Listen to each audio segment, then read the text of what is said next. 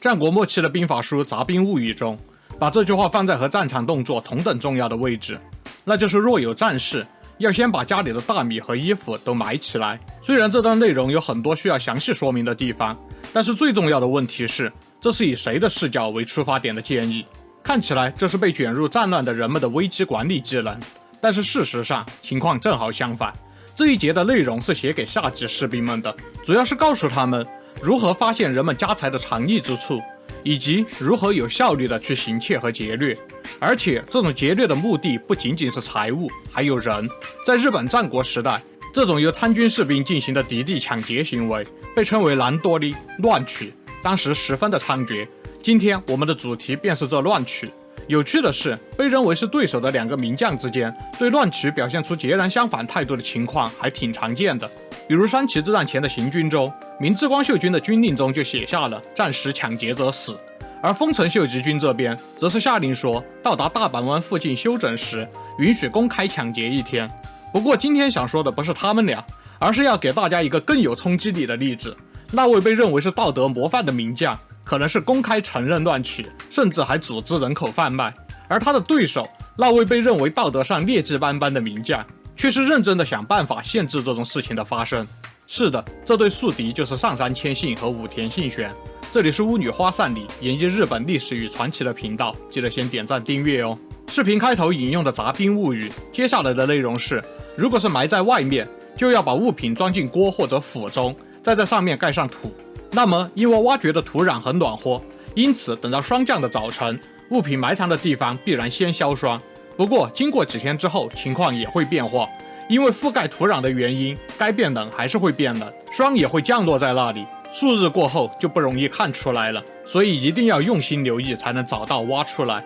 搞得这么斗智斗勇，当然也是有原因的。征战的杂兵们大多并不是梦想着通过获得大功立身出世，毕竟织田信长和武田信玄这种不论出身看重战功的主君可遇不可求，身在像金川家这种主君的领地被动员，那就真的是去卖命。所以这些杂兵们基本是要靠乱取作为收入的来源。一开始说的秀吉下令自由劫掠1天，还真的不是黑他，这是战国胜利庆祝的一种方式。一般来说，如果是入侵战争，己方或者盟友的胜利已成定局的时候，军队的中层指挥就会发出自由劫掠的许可。对于秀吉而言，中国大返还能成功，当然是一次重大的军事成就，基本可以确定站在了不败之地，值得办场开香槟庆祝。被允许自由劫掠的士兵们就可以为所欲为，他们会袭击靠近战场的村庄，掠夺农作物、家畜、家具、钱财等等物品，甚至包括村里的妇女和儿童。他们以抢夺来的东西吃顿好，回去再将金银细软和人卖掉换钱。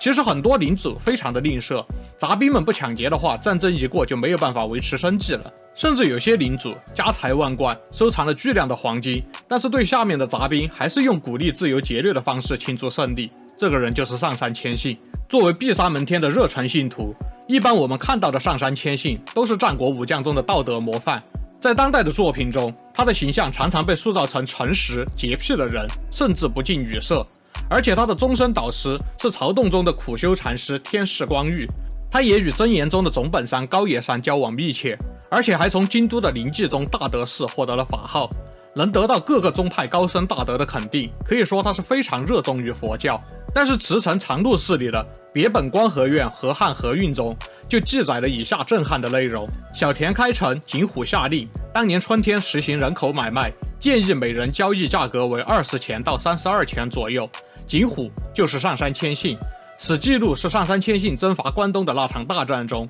攻占小田城之后的情况。这场战争是上杉谦信军事和政治生涯最高光的时刻，详细可以看这个视频。从这条记录可以直观认为，上杉谦信不仅是战城战胜后劫掠，甚至战城劫掠人口，甚至还创造交易条件。但是也有人认为，这个记录本身只是当时军令中的一个条目，并不是上杉谦信亲自下场人口买卖。而且其他的记录显示，当时一个人的交易价格是2贯左右，用米价换算大概是现在的30万日元左右，20钱的米价换算也就是现在的2-3千日元，吃碗拉面都要1000日元了，这价格也太低了。所以可能这一条本来说的就不是人口买卖，只是记录错误。当然，当时的米是贵重物品，现在的米是便宜的东西，米价换算的话会大大低估这些钱在当时的价值。其实当时乱取能从一户农家中抢夺的钱财，基本就是20-30钱，所以也有人认为可能是允许劫掠乡里百姓做人质，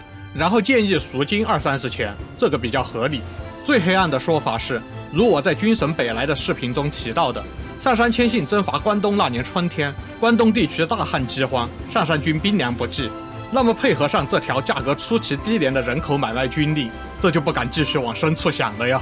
而另一边，上杉谦信的劲敌，拥有灵活道德底线的武田信玄，对于乱取这种事却是严禁派，他还想了个天才的办法来解决这个问题。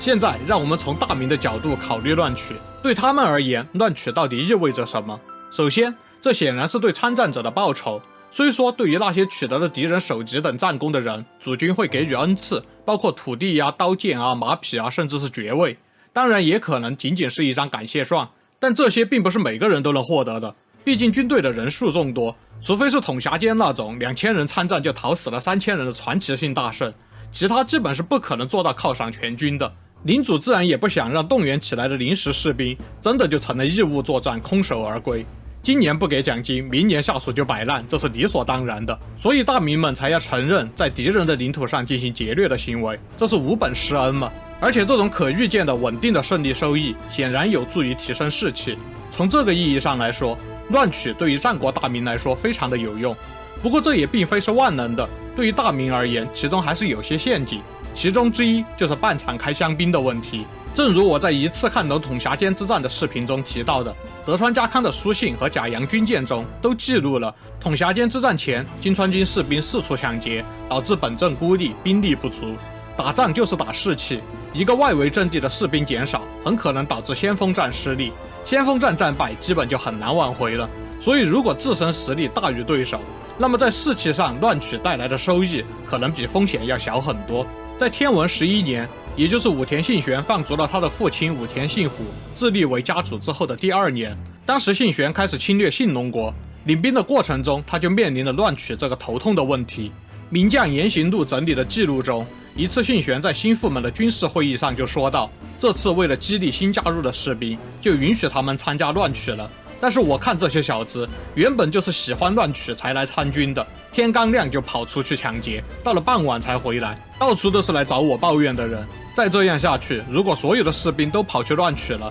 阵地都要变空了，我们还怎么面对敌人？简而言之，当时的信玄一开始也想要允许乱取来提高士气，但是信浓国民风过于彪悍，新兵们参战之后就疯狂乱取，仗都不打了。武田信玄对这种情况表现出担忧，那为什么不直接禁止呢？其实在另一次军事会议上，武田信玄自己也说了，即使我下令禁止乱取，想去的人还是会偷偷溜出去，而且更可能会选择更危险的夜间去，那我还能怎么办？这样的话，除了处决违抗军令的人，我也没有其他办法了。还没有开战就在营地里处决自己人，这不是有能力的主将应该干的事。重要的是他们的自主意识，是要让这些小子们学会约束自己，停止这种粗暴的非法的行为。我一再强调，跟着我的武士和士兵一定要有自主意识。听着，这件事我们需要的不仅仅是禁令，我们要想一个奇策出来。最后，武田信玄想到的奇策就是搞点神鬼故事。信玄命令甘利虎太、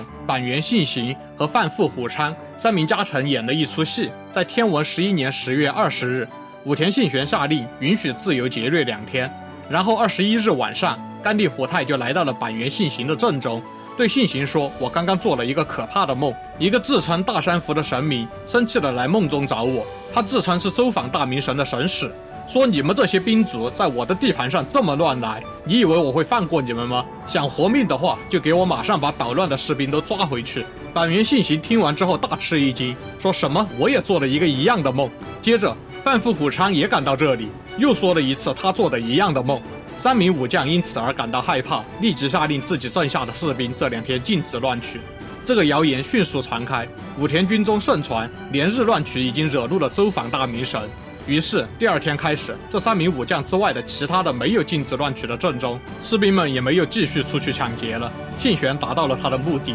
所以说信玄这个人啊，灵活的不仅仅是道德观，做事的方法也很灵活，确实是枭雄的性格。虽然没有骗到广告赞助，但是该介绍的还是要介绍。今天视频的内容大体是出自冈谷繁实1869年出版的大作《名将言行录》，现在也有现代白话文的版本。感兴趣的话，可以挑选自己喜欢的历史作家的翻译本看看，对于脱离农场文、了解真实的历史很有帮助。我个人看的版本在评论区的联盟行销链接中，感兴趣的话也可以支持我一下。都看到这儿了，别忘了点赞关注哦，我们下期再见。